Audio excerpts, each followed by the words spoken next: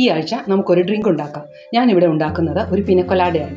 Usually പിനക്കൊലാഡ ഒരു alcoholic ഡ്രിങ്കാണ്.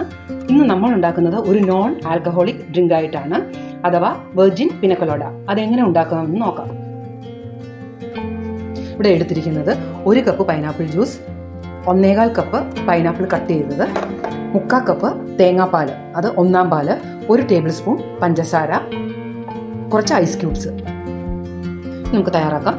ആദ്യം pineapple ഇട്ട് കൊടുക്കാം. അതിനുശേഷം തേങ്ങാപ്പാൽ, pineapple juice, ice cubes, sugar. നമുക്ക് മിക്സിയിലിട്ടൊന്ന് ജ്യൂസാക്കി എടുക്കാം. നമ്മുടെ പിനക്കൊലാഡ റെഡി ആയിട്ടുണ്ട്.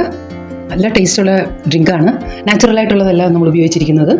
കുട്ടികൾക്ക് ഉണ്ടാക്കി കൊടുത്താൽ വളരെ നല്ലതാണ്. Thank you for watching.